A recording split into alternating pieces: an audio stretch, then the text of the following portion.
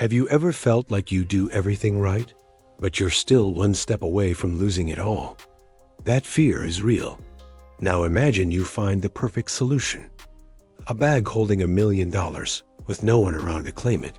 But what you don't know is that this isn't a miracle. It's a trap, a secret test of your character. This trucker had to make a choice between solving all his problems and keeping his soul. His decision would change his life forever, in a way he could never have imagined. We are about to find out what he chose. But first, if you believe that our true character is defined by the choices we make when no one is watching, make sure you are subscribed to the channel. We tell the stories that test the human spirit, and you will not want to miss what is coming next. Let me tell you about a guy named Mike. Mike wasn't a hero or a saint, at least not in his own mind. He was just a trucker, a man who measured his life in miles driven and bills paid. And lately, it felt like the bills were winning the race by a long shot. He would sit high up in the cab of his Freightliner, the steady hum of the diesel engine his only constant companion, and he would stare at the numbers on his cheap calculator, feeling the physical weight of his life pressing down on him. There was the mortgage on his small house in Ohio, a payment that seemed to get bigger every single month. There was the tuition for his daughter, a smart kid with big dreams at Penn State, a dream he was terrified he wouldn't be able to afford next semester. And then there was the truck itself. For the last 2 weeks, there had been a deep sickening whine coming from the transmission, a sound that screamed a $10,000 repair bill was just around the corner. He was a good man, a fundamentally honest man who had worked hard his entire life. But he was tired. A deep, weary tired that came from being just one bad breakdown, one missed payment away from complete financial ruin. He would watch the sleek, expensive cars fly past him on the interstate, carrying people to fancy jobs and comfortable lives, and he would feel a quiet, bitter sting of injustice. It felt like he was playing by all the rules, but the game was rigged against him. On this particular day, the world wasn't just rigged. It felt like it was actively trying to drown him. The sky over the rolling hills of Pennsylvania had ripped open, and a cold, relentless autumn rain was turning the highway into a slick, gray nightmare. Visibility was a joke. The tension from other drivers was a palpable thing in the air, and Mike's mood was as dark and heavy as the storm clouds churning above him. All he wanted was to make it to the next truck stop, to wrap his hands around a hot cup of coffee and maybe forget about his problems for 10 minutes. He was so wrapped up in his own world of worry, so focused on the road ahead, that he almost didn't see the one thing that was about to change everything. Standing on the side of this miserable, rain-soaked road, a single decision was waiting for him, a decision that would challenge the very core of who he was and put his luck to the ultimate test, to the frantic, back-and-forth rhythm of his windshield wipers. He saw him. It was a lone figure, a man standing on the narrow shoulder of the highway, getting absolutely soaked by the deluge. He looked like a statue carved out of misery. The man was holding a small, soggy piece of cardboard, a makeshift sign, but the ink had bled into a meaningless blue smudge, its message lost to the storm. He was wearing an old, faded army field jacket, the kind you see in surplus stores, and he just stood there with a kind of stubborn, waterlogged dignity. He wasn't even trying to flag down cars or make a scene. He just stood there, accepting the downpour as if he and the world had come to a sad agreement. Mike's first instinct, the gut reaction of any seasoned trucker in this day and age, was to keep his foot on the gas and his eyes on the road. You hear the horror stories on the CB radio. You see the warnings at the truck stops. You don't pick up strangers, ever. His mind immediately went to the risks, a checklist of potential dangers. But then he looked again. He squinted through the wall of water and saw more than just a stranger. He saw the wet, matted gray hair plastered to the man's head. He saw the tired slump of the man's shoulders, a posture of pure defeat. And he saw that jacket, that olive-drab army jacket. That was the thing that got to him. Mike's own father had served in Vietnam. He had worn a jacket just like that one. He had come home a different man, a man who understood things Mike never could. And in that moment, Mike didn't see a potential threat. He saw a veteran. He saw a brother in arms, left behind by the very country he had served, standing forgotten on the side of a highway. A powerful wave of compassion washed over him, hot and strong enough to drown out the cold, cautious voice of reason in his head. "What the hell am I doing?" he muttered to himself, his own voice sounding foreign in the quiet cab. Before his rational mind could build another wall of excuses, he flicked on his turn signal. The rhythmic click-clack was loud in the silence, sounding like a countdown to a fateful decision. He carefully, expertly, steered his massive rig onto the wet shoulder, the powerful air brakes hissing loudly as he came to a stop just a little past the man. This one small act of kindness, this simple, human decision to stop when hundreds of other cars were speeding by, was the first and most important step in a test he didn't even know he was taking. The passenger door swung open with a heavy groan, and the man climbed into the cab, bringing a gust of cold, rain-scented air with him. He was older up close than Mike had first thought, his face a roadmap of hard lines and a quiet, deep-seated sorrow. He moved slowly, deliberately, as if every joint ached. He had a small, weathered canvas duffel bag that he placed carefully on the floor at his feet, as if it contained something fragile. "Thank you," he said, his voice raspy from the cold, but surprisingly clear and steady. "I really wasn't sure anyone would stop." Mike just gave a slight nod, his eyes back on the road, looking for a safe gap to merge back into the relentless traffic. "No man should be left out in a storm like this one," he replied, his voice a low rumble. "Especially not a veteran. Where are you headed?" The man, who eventually said his name was Samuel, just pointed a bony finger vaguely down the road. "Just to the next town. There's a bus station in Carlisle." The rest of the ride was mostly quiet. It was a strange kind of silence, not awkward, but filled with a sort of unspoken respect. Mike tried to make small talk a few times, asking about the weather, complaining about the traffic, the usual trucker chatter. But Samuel wasn't much of a talker. He didn't complain about his situation. He didn't ask for money. He didn't launch into a long, pitiful story about how life had wronged him. He just sat there, a portrait of quiet dignity, staring out the window at the blurred, green landscape rushing by. There was a profound sadness in his silence, but absolutely no self-pity. Mike got the strong feeling that this was not a man looking for a handout or sympathy. He was just a man trying to get from one point to the next, one step at a time. When they finally rolled into the small town of Carlisle, Mike pulled his rig into the nearly empty bus station parking lot. Samuel turned to him, and for the first time, Mike saw a flicker of light in his tired eyes. "I can't thank you enough," he said, and he looked Mike directly in the eye. "You are a good man." And then he opened the door, stepped back out into the light drizzle, and walked towards the entrance of the bus station without a single look back. He just disappeared into the gray afternoon. Mike watched him go, feeling a strange mix of sadness for the man and a deep respect for his quiet strength. He sighed, put the truck back in gear, and merged back onto the highway, thinking that was the beginning and the end of the story. He was wrong. The story was far from over. It was just getting started. A few hours later, Mike was 100 miles further down the road. The storm had finally exhausted itself, and weak afternoon sun was starting to break through the clouds, making the wet asphalt steam.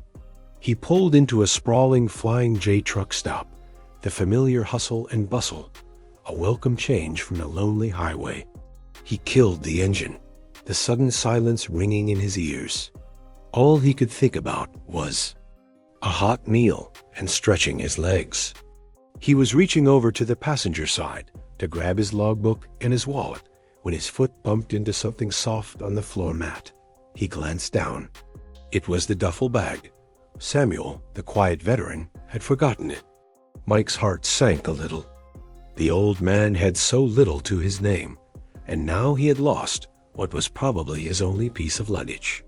He let out a frustrated sigh, annoyed at the complication, but mostly feeling bad for the old guy. His first thought was to find a way to get it back to him. He picked up the bag. It felt light, almost empty. He unzipped the main compartment, hoping to find a name, an address, or a phone number tucked inside, some clue that would help him reunite the bag with its owner. The first thing he saw was exactly what he expected to see. A few old, worn-out t-shirts, a pair of faded jeans, and a thin, threadbare blanket neatly folded on top. Nothing else. He sighed again, figuring it was probably a lost cause. He started to zip the main compartment back up, resigned to the fact that he would probably have to drop the bag at a police station and hope for the best. But as he did, his fingers brushed against a zippered side pocket. It felt different from the rest of the bag. It felt strangely firm and unusually heavy, completely out of place with the soft, worn-out contents. Curiosity, that powerful human impulse, got the better of him. Maybe there was an ID card in there. Maybe there was something that would tell him who Samuel really was. He slid the zipper open, his mind completely unprepared for the reality of what he was about to see. His world, his problems, his entire understanding of his own bad luck was about to be turned completely upside down. That side pocket was stuffed completely full. It wasn't bulging with more clothes. It was packed tight with something dense and rectangular. He reached in and pulled out the first object. It was a thick stack of $100 bills held together by a simple paper band from a bank. Mike's breath caught in his throat. His heart gave a painful lurch against his ribs. His hands, usually so steady on the wheel of his rig, started to tremble slightly. He told himself it had to be fake. It had to be prop money from a movie, or some kind of cruel, elaborate prank. It just wasn't possible. He pulled out another bundle, and then another, and another. They just kept coming, one after another, filling his hand, his lap. Stack after stack of crisp, new, perfect $100 bills. He laid them out on the passenger seat, his eyes wide with a sense of dizzying disbelief. It was a fortune. It was more money than he had ever seen in his entire life, more than he could ever hope to earn. He quickly, frantically, his mind numb with shock, started to count the paper bands. $10,000 per stack. He counted them again, his lips moving silently. There were 100 stacks. It was $1 million. $1 million, sitting there on the warm fabric of the passenger seat of his truck. The sound of the busy truck stop outside faded into a dull roar. His own world had shrunk to the space inside his cab. His mind went into overdrive, a chaotic flood of images and possibilities. The mortgage paid off. His daughter's tuition covered. All 4 years of it. A brand new truck, one without a whining transmission. A life without the constant grinding worry about money. All of his problems, every single one of them, solved.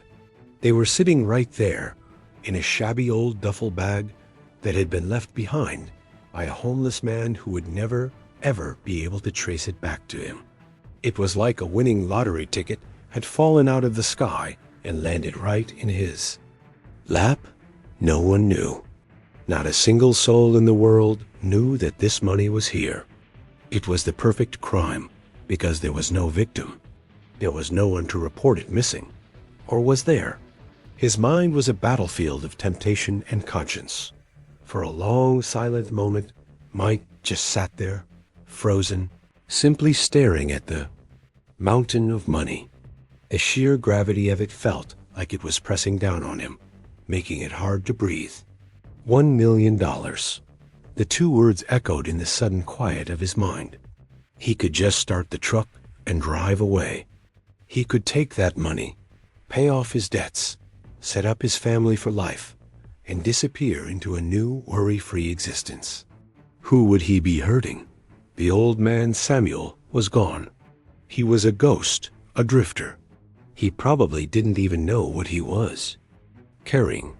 Maybe he had stolen it himself. The justifications, the easy excuses, started to flood his mind, seductive and logical and sweet.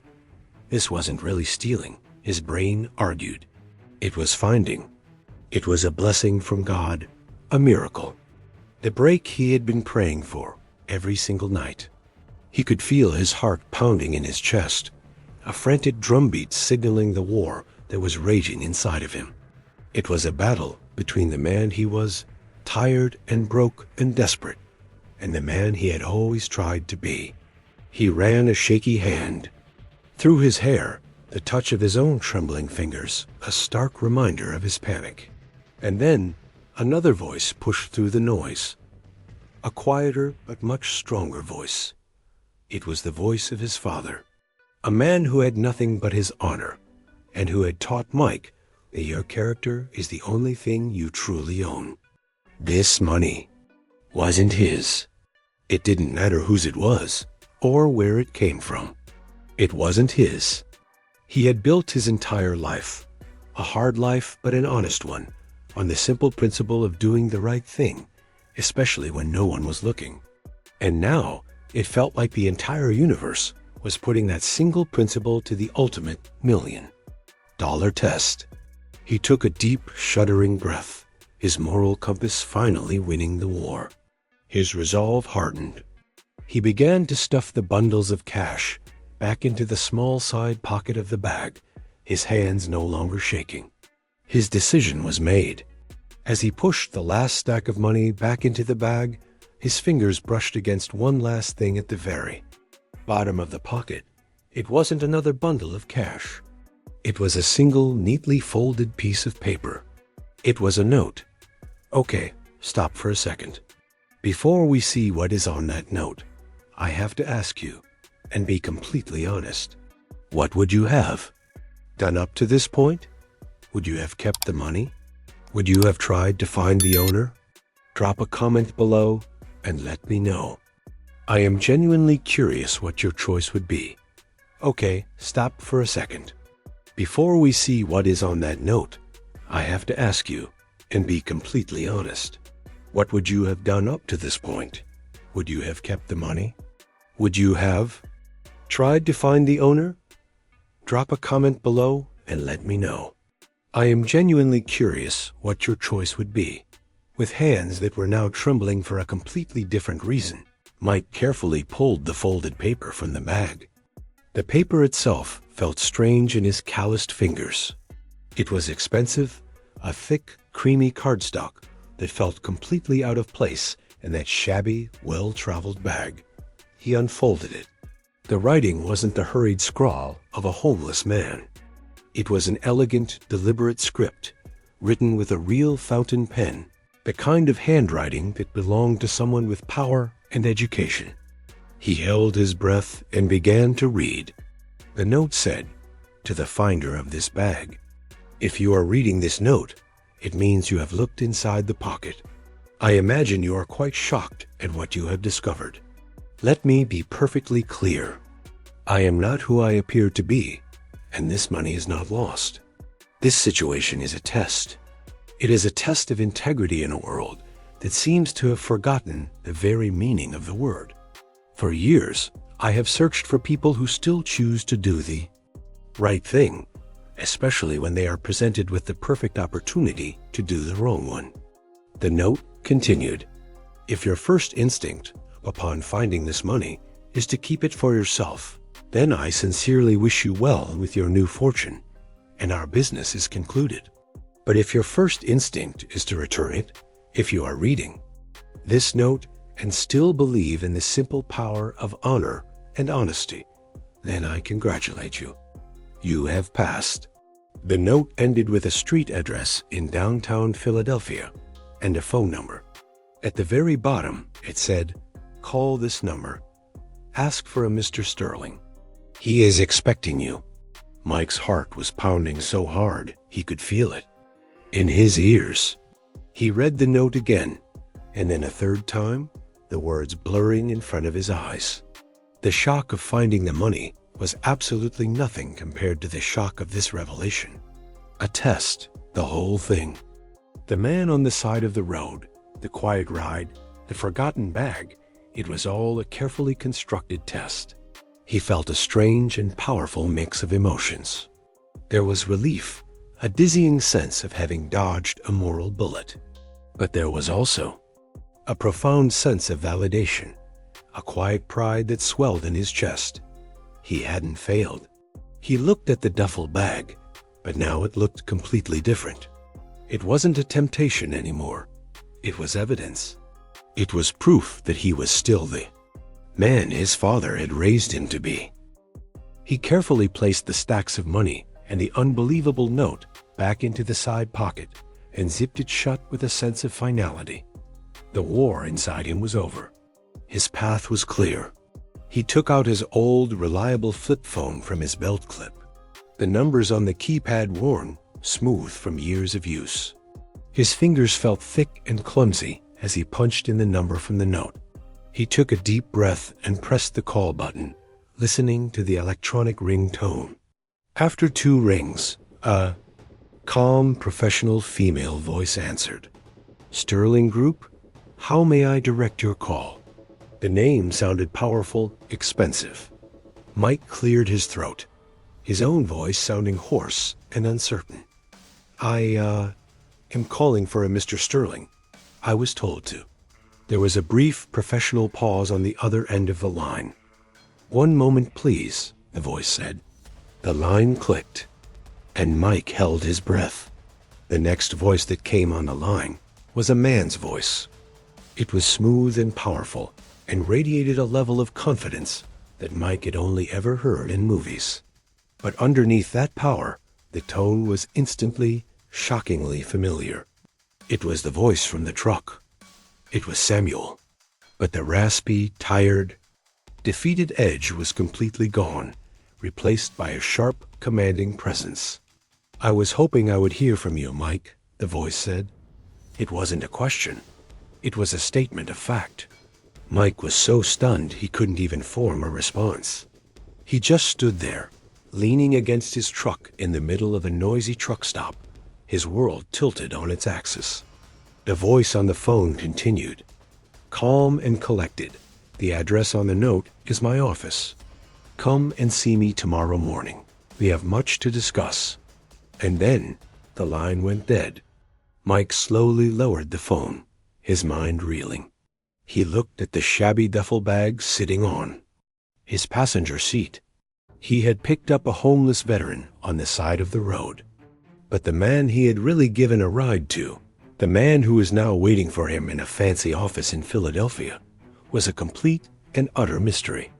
The only thing Mike knew for sure was that his life, a life he thought was stuck in a hopeless cycle of debt and worry, was about to change forever.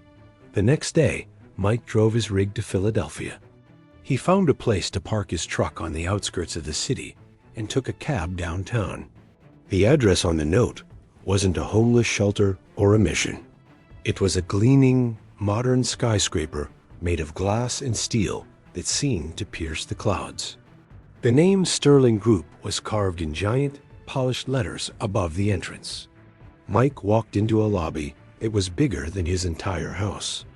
The floors were polished marble, the air smelled like money, and everyone around him was dressed in expensive suits. He felt completely and utterly out of place in his worn jeans and faded trucker's jacket, carrying the shabby old duffel bag. He walked timidly to the main reception desk, a giant slab of granite that looked like it belonged in a museum. A sharply dressed receptionist looked up at him, her expression a blank mask of professional politeness. Mike swallowed hard. "I have a meeting with Mr. Sterling," he said, his voice sounding small in the vast, echoing space. The receptionist led him to a private elevator that whisked him silently to the top floor. The penthouse office. The doors opened into an office that was bigger than any apartment he had ever been in. One entire wall was a massive window with a breathtaking view that stretched across the entire city. And there, standing in front of that window, looking out over his kingdom, stood Samuel. But he was completely transformed. He was wearing a perfectly tailored three-piece suit that probably cost more than Mike's truck payment for a year. His gray hair was neatly combed, his face was clean-shaven, and his eyes, no longer tired and defeated, were sharp, intelligent, and full of a powerful energy. He turned and smiled warmly when Mike entered. "Mike, please, come in. Sit down." He gestured to the duffel bag Mike was still clutching like a life raft. "You passed," he said simply, his voice the same powerful, confident tone from the phone. "With flying colors. My name is Samuel Sterling. I built this company from nothing, with my own two hands and a belief in hard work and honesty.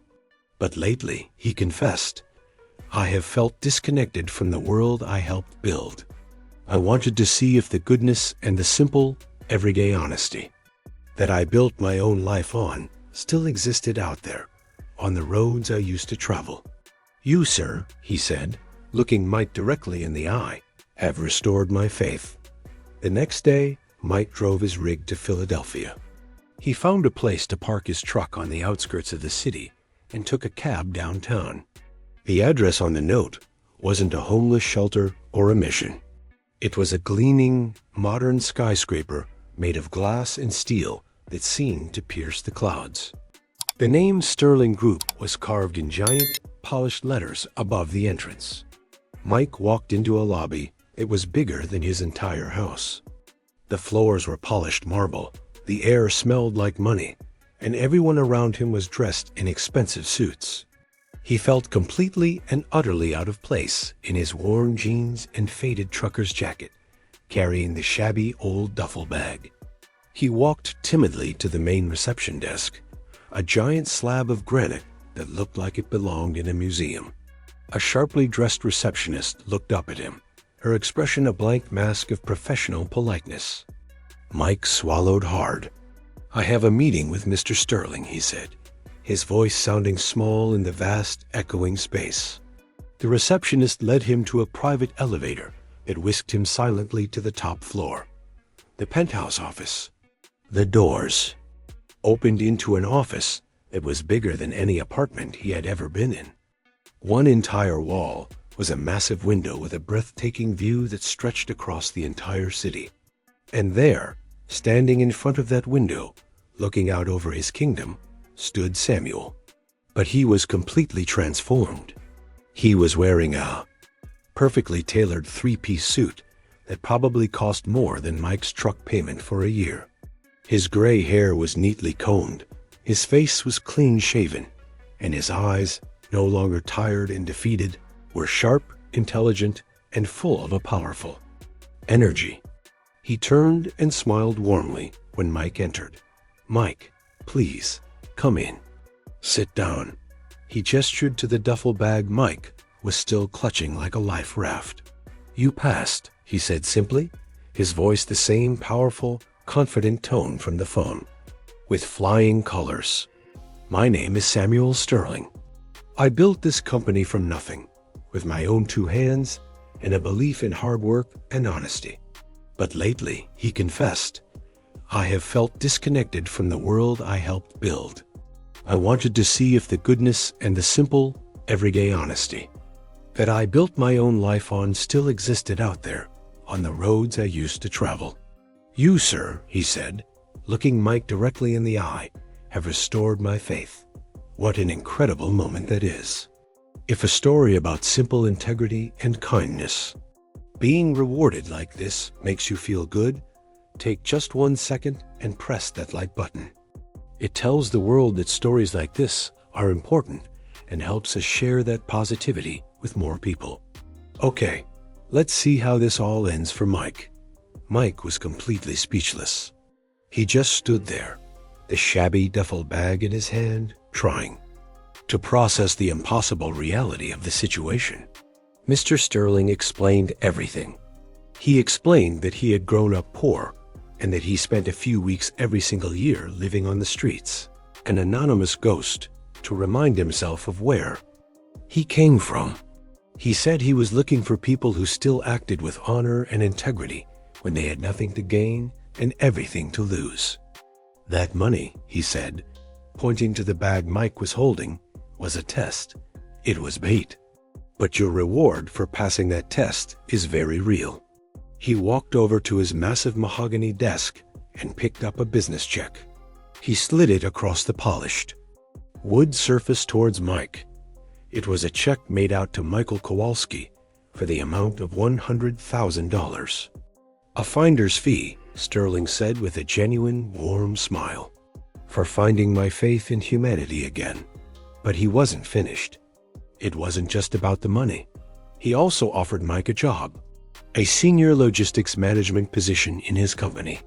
I need a man with your kind of unshakable integrity, helping to run the backbone of my business, he explained.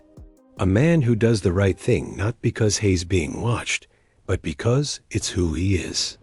Mike walked out of that gleaming skyscraper a completely different man from the one who had walked in. He had the check in his pocket, a piece of paper that would solve every single one of his financial problems. But he had gained something far more valuable than that. He had proof.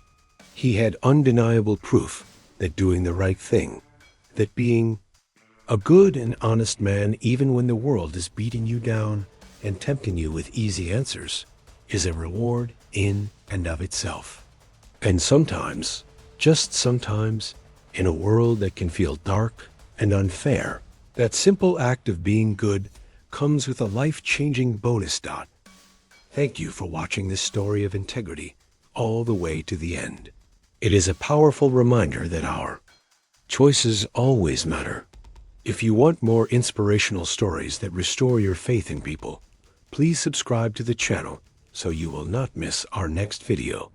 Until the next story, drive safe.